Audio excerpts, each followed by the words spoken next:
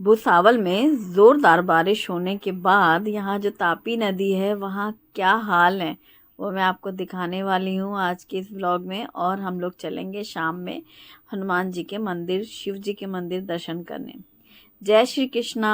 आप सभी स्वस्थ रहें, सुरक्षित रहें और खूब खुश रहें, यही मेरी अभिलाषा है।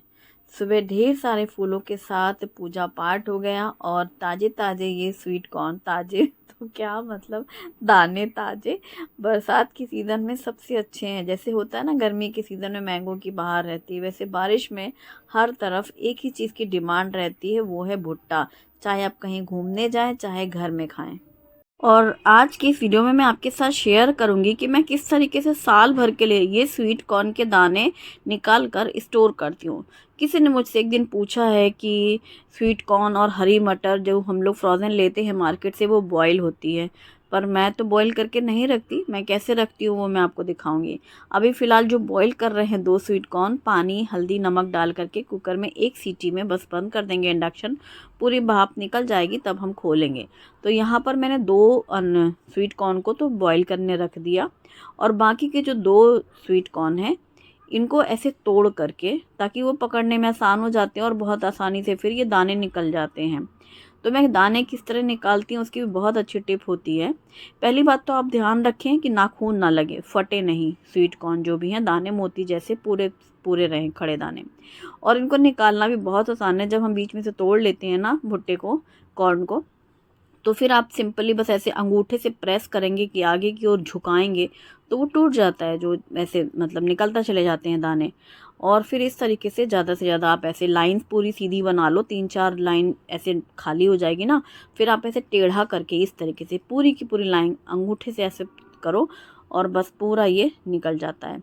तो ये अभी हाफ कॉर्न के निकाले हैं मैंने दाने, और हमारा जब तक वो बॉईल हो चुका है। जब दाने निकल जाते हैं तो मैं इस तरीके से किसी भी कंटेनर में या जिप पाउच में भर करके फ्रीज़र में रखती हूँ। अभी जो मैंने दाने निकाले देखो, मैंने अभी डाला इन डब्बों में और डब्बा बंद कर देंगे। ना इनको धुला है ना इनको बॉईल किया है, जैसे दाने निकाले हैं ठीक वैसे ही रख दिया है। हाँ, जब मैं इनको यूज़ करूँगी ना उस टाइम पे हम इसे धुल लेते हैं और धुलने के बाद हम इनका इस्तेमाल कर लेते हैं। एज़ इट इज़ हम फ्रीज़र में स्टोर कर लेते हैं। और इस तरीके से मैं सालों से कर रही हूँ और साल भर तक बिल्कुल एक जैसे ऐसे ही रहते हैं, बिल्कुल सेम टू सेम। और अभी यहाँ पर 1 सीटी लग चुकी है, रख दिया मैंने साइड में कुकर, पूरी स्टीम निकल जाएगी, खोलेंगे। तब तक मैं यहाँ चाय बना रही हूँ। जब तक चाय बन रही है इसके साथ ही मैं बीच बीच में दाने भी निकालती जा रही हूँ। जैसे जैसे टाइम मिलेगा दाने निकालती रहूँगी। मेन जो था कि 2 ये बॉईल करने थे खाने के लिए, और बाकी वो मैंने आपको दिखाया आधा दाना निकाल करके कि किस तरीके से स्टोर करना है। ऑलरेडी 2 डब्बे भर के रखे हैं, अभी फिर दाने निकालूंगी, इनको फिर से फ्रीज़र में रख लेंगे। अभी ये 2 कॉर्न हमारे बॉयल हो चुके हैं, गर्मा गर्म भाप छोड़ते हुए बिल्कुल। एक प्लेट में लिया नमक मिर्ची और थोड़ा सा बटर और बारीक कटा हुआ धनिया पत्ता, मिक्स कर लेंगे और ये पूरा एक ऐसे पेस्ट जैसा बन जाएगा। फिर इसे आप स्पून से, नाइफ से लगा लो अच्छे से या ब्रश से लगा लो। मुझे तो लेके उंगली में ऐसे लपेट के यूँ चुपड़ जैसे, नहीं कोई चीज़ ऐसे चुपड़ा जाता है, वैसे ही कर लेती हूँ। तो वीडियो के लिए अभी अच्छा नहीं लगता ना ऐसे उंगली से लेके लगा रहे हैं, तो दिखा दिया नाइफ से। बाकी फिर एक तरफ नाइफ और हम और हमारी उंगली ऐसे यूँ लेकर के पूरा चपोड़ दिया। मस्त यार, नमक मिर्ची और इसके साथ बटर के साथ गरम गरम कॉर्न की मुंह जलने लग जाए, भाप निकलता हुआ, पकड़े भी नहीं जा रहा है। तो अभी फिर मुझे तो पट्टा ऐसे लगा के ऐसे पकड़ के इजीली, एक्चुअली वो एकदम से उसी समय शूट कर रही थी तो ध्यान नहीं दिया। तो ऐसे पकड़ के मस्त आराम से नीचे आप लगा लो इसका छिलका भुट्टे का, पकड़ने में भी इजी हो जाता है और खाने में तो भाई क्या ही कहना। खाते जाओ खाते, एक बार मुंह को लग गया ना फिर आप रुक नहीं सकोगे। अभी मैंने फिर से दाने निकाल लिए हैं, जब तक मेरी चाय बन रही थी, और मैंने खाया गरम गरम भुट्टा और चाय पी ली। ये मेरा हो गया सुबह का नाश्ता। अभी जो दाने निकाले हैं उनमें से मैंने हाफ कप दाना ले करके हल्दी नमक के साथ बॉईल किया है। बॉईल करने के बाद उसे छान के रख दिया है और बाकी के दाने हमने फ्रीज़र में स्टोर कर लिया है। वो दोनों जो थे ना टुकड़े करके 4, उनके भी पूरे दाने निकाल लिए थे और आधा तो मैंने अभी बॉईल किया, हाफ कप, और बाकी पूरा स्टोर कर लिया। जैसे मैंने ओपन ये सॉस पैन में ये कॉर्न बॉईल किया है, ठीक इसी तरीके से मैं चना और मूंग भी बॉईल करती हूँ। एक दिन किसी ने पूछा था मूंग चना कैसे बॉईल करते हैं। अभी उबले हुए कॉर्न में बारीक कटा हुआ प्याज, बारीक कटी हुई शिमला मिर्च, बारीक कटा हुआ हरा धनिया, नमक, चिली फ्लेक्स और ऑरिगेनो के बाद मैंने डाला है चीज़ क्यूब। 2 चीज़ क्यूब का यूज़ किया है, तो हाफ कप कॉर्न है। बल्कि मैं तो कहूँगी जब आप कॉर्न बॉईल कर लो फिर आप उसको चॉपर से चॉप कर लो, उससे क्या होगा थोड़ा सा क्रश हो जाएगा वो, फिर बहुत अच्छे से फिलिंग होती है।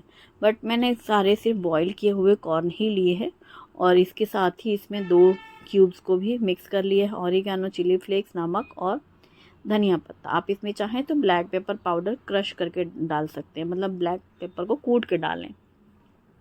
अभी यहाँ पर एक ब्रेड स्लाइस में बटर स्प्रेड करेंगे। बटर के बाद अच्छी सी ढेर सारी ये फिलिंग करेंगे। स्लाइस हमें थोड़ी बड़ी चाहिए थी सैंडविच के लिए, लेकिन कल ही मंगाया था तो ये छोटा साइज़ आया है, इसलिए ये छोटे छोटे बन रहे हैं। एक्चुअली सैंडविच ब्रेड थोड़ी बड़ी होती है तो ज़्यादा सही होता है, और हमेशा बड़ी वाली आती है। आज जब चाहिए था तो थी नहीं उस शॉप में बड़ी वाली, इसलिए छोटी वाली आई थी। खैर ये था कि बनाना ही यह चीज़ लाया था शुभम, और ये ब्रेड। तो ब्रेड के ऊपर से भी घी लगा करके बस मैंने वही रोटी वाले तवे का इस्तेमाल किया है और उसमें रख करके अच्छे से एकदम क्रिस्पी से आप ये ब्रेड सेक लोगे। अगर आपके पास ग्रिल तवा है या ग्रिल सैंडविच है आप उसमें ग्रिल कर लो, जिससे लुक अच्छा लगेगा, शेप अच्छी लगेगी, बाकी खाने में सेम वही है। लेकिन हाँ, जो भी करना आयरन की बर्तन में करना, चाहे वो आपका पैन हो, ग्रिल पैन हो, चाहे तवा हो या फिर कोई टोस्टर।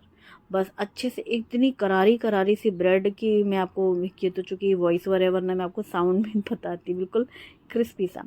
अभी 2 सैंडविच मैंने बनाए ही थे, फिर याद आया घर में चीज़ वाली ये लेयर चीज़ भी रखी है, थोड़ा और चीज़ी करने के लिए ये आइडिया है। बच्चों को ज़्यादा चीज़ वाला अच्छा लगता है। तो जैसे ही ब्रेड में बटर लगाया, ये जो लेयर चीज़ है उसको कट करके बीच में से स्क्वायर रख लिया, फिर ऊपर से फिलिंग कर ली, वापस से ऊपर भी एक चीज़ का लेयर रख दिया और उसके ऊपर से फिर ब्रेड रख दी। ये डबल चीज़ वाला हो जाएगा क्योंकि इसमें लेयर चीज़ भी है, स्लाइस चीज़ भी है, लेयर है स्लाइस चीज़ की और क्यूब चीज़ भी है, दोनों हुई है। अगर आप मोज़रेला चीज़ डालते हैं तो आपको फिर 2 तरह की चीज़ डालने की ज़रूरत नहीं है, उसमें ऑटोमेटिकली बढ़िया मस्त आता है चीज़ वाला जो खिंचता है, बच्चों को वही पसंद होता है, चीज़ी चीज़ी सा। तो ये चीज़ी कॉर्न सैंडविच जो कि बहुत ज़्यादा टेस्टी होता है।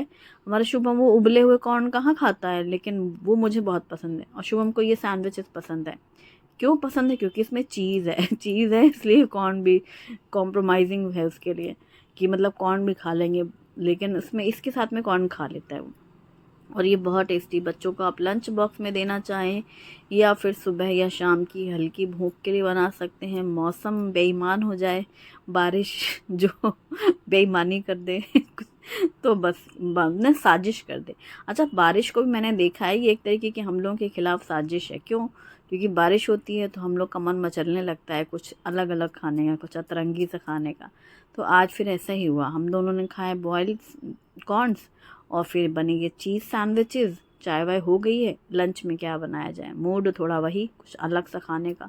तो मैंने बनाई है दाल चावल, जिसके लिए मैंने कुकर में लिया है तूर दाल, मूंग दाल, मसूर दाल, छिलके वाली नहीं है, बगैर छिलके की है, मूंग मसूर दोनों ही, 3 दालों को मिक्स करके धुल करके इसमें प्याज, टमाटर, हरी मिर्ची, हल्दी, मेथी, नमक, पानी सब डाल करके लास्ट में 2 चम्मच घी डाल दिया। घी डालने से दाल का टेस्ट तो अच्छा आएगा ही, प्लस जब भी कोई सीटी बजेगी कुकर में तो दाल ऊपर नहीं आती है, छींटे नहीं आते हैं। ये बहुत अच्छी टिप होती है। तो दाल रख दिया और 1 या 2 विसिल में दाल तैयार हो जाएगी। यहाँ छोटे कुकर में मैंने चावल धुल लिए हैं, धुल करके साफ़ पानी और इसमें घी और नमक डाल देंगे। 1 कुकर में चावल और 1 कुकर में दाल। सबसे इजी और सिंपल काम। जब भी मन जो है जिद पकड़ ले कि आज खाना बनाने का मन नहीं है, तो मन को फिर जो है सीधे पकड़ के रास्ते पे ले आने का, और 1 में दाल और 1 में चावल लो। अब मन की सुनने का नहीं पेट भरने के लिए कुछ तो बनना ही है। यहाँ बर्तन सब धुल चुके हैं और फिर जैसे ही पूरी स्टीम निकल चुकी है कुकर की, तो खोल दिया है कुकर और उसको अच्छे से फेंट लेंगे। ताकि जो मैं टमाटर डाला है वो पूरा अच्छे से दाल में मिक्स हो जाए। ऊपर से कटा हुआ धनिया पत्ता डालेंगे। अब तड़के के लिए तड़के पैन में घी गरम करेंगे और इसमें डालेंगे जीरा और हींग। हींग जीरे के तड़के के साथ जैसे ही अच्छी सी खुशबू आएगी ना, थोड़ी सी लाल मिर्ची सूखी पाउडर और एक लाल सूखी मिर्ची डाल करके तड़का डाल देंगे दाल में। हमेशा ढक देना, खुशबू बहुत अच्छी आती है स्मोकी सी। और ये दाल तड़का तैयार, जिसमें मूंग और मसूर भी मिक्स हैं। रोज़ मैं अक्सर ही तूर दाल ही बनाती हूँ। आज ये था कि थोड़ा टेस्ट चेंज करना है तो ये 3 दालों का इस्तेमाल किया। अगर आप इसमें थोड़ी सी चने की दाल मिक्स कर लें तो एकदम ढाबे स्टाइल दाल तड़का बना सकते हैं आप। और ये दाल गरम गरम सर्व करो कटोरी में, ऊपर से घी ज़रूर डालना। यहाँ चावल का कुकर खोला मैंने, पूरी स्टीम निकलने के बाद एकदम खिले खिले बिखरे हुए चावल भी तैयार है और गर्मा गर्म चावल सर्व कर लेंगे। दाल चावल के साथ सैलेड, दही, जो भी आप पसंद है बच्चों को वो सर्व कर सकते हैं। मैंने बनाई थी वही बारीक काट करके खीरा और थोड़े से अनार के दाने मिक्स किए थे और इसके साथ ही ये अदरक और हरी मिर्ची का अचार। भाई क्या बात है, गर्मा गर्म दाल चावल और दाल में घी डला हुआ हो, साथ में हो ये मिर्ची वाला अचार जिसमें अदरक और मिर्ची का इंस्टेंट वाला टेस्टी अचार, सिंपल से खाने में भी स्वाद ला दे। तो बस ऐसा ही था। एक तो बारिश बीच बीच में हो जाती है और फिर बारिश गायब हो जाती है। बारिश देखते ही माहौल बन जाता है, ज़ुबान में याद आती हैं चीज़ें, ये खाएं वो खाएं और बनाने का मन करता नहीं है, जो खाने का मन करता है। फिर ये हुआ कि सीधे दाल चावल खाओ और प्रभु के गुण गाओ। शाम में चल रहे हैं मंदिर, शाम में आप मौसम देख रहे हैं। सबसे अच्छी बात है बारिश के बाद जो नज़ारे देखने को मिल रहे हैं। और आज मैं आपको भुसावल में एक बहुत ही ख़ास चीज़ दिखाने वाली हूँ। देखो, मैं हमेशा कहती हूँ यहाँ पानी की दिक्कत है, बारिश नहीं होती। अभी इस साल हुई है 1-2 दिन लगातार बारिश। वो जो 1-2 दिन लगातार बारिश हुई ना, उसके बाद मैं आपको एक जगह लेकर चलती हूँ। ये ऑन द वे है। पहले जहाँ शुभम पोद्दार में पढ़ता था तो मैं इस रास्ते से रोज़ उसको स्कूल छोड़ने लेने जाती थी। ये तापी नदी है, भुसावल में तापी नदी है। बारिश के बाद आप यहाँ देखो, ऐसा लग रहा है आप कहीं किसी ऐसे हिल स्टेशन में घूमने आ गए हैं कि लोग खड़े हैं ऐसे ब्रिज के दोनों साइड, लाइन लगी पड़ी है। बच्चे, बड़े, बूढ़े, सब लोग, फैमिली वाले, ये देखने के लिए नज़ारा। और यहाँ पर जहाँ आपको अभी इतनी पानी दिखाई दे रहा है तापी नदी में, जो ये 2-3 महीने छोड़ करके हमेशा पूरे पत्थर पत्थर दिखाई देते हैं, पानी दिखता ही नहीं है। मतलब ऐसे नहीं, मतलब एकदम कम पानी वाला। ये जो अभी पानी बारिश हुई उसके बाद वाला सीन देखो, ऐसा लग रहा है जैसे दूर दूर, जैसे कोई दूर से आए नहीं, कहीं घूमने जा रहे हैं, कुछ देखने आ रहे हैं वो वाला सीन रहता है, हर साल रहता है। बारिश हुई, 2-4 बार बारिश होगी, फिर लोग तापी नदी में ऐसे ब्रिज के पास खड़े होकर के पानी देखने आते नदी में कि कितना ऊपर तक आ गया है पानी। और से पूरा इतना सुंदर लग रहा है ना दूर से ऐसे देखने में। ये देखो कैसा लग रहा है, जैसे बादल और पानी पूरा एक साथ मिक्स है। और अगर आप इतना सा पोर्शन, ये वाला क्लिप देखेंगे, आपको लगेगा हम कहीं और घूमने आए हैं ये रोड पर ही है। जब हम लोग भुसावल से मतलब जा रहे होते हैं, एक गाँव है अभी जहाँ मंदिर जाएंगे, हनुमान जी के मंदिर, इस रोड से ही निकलते हैं।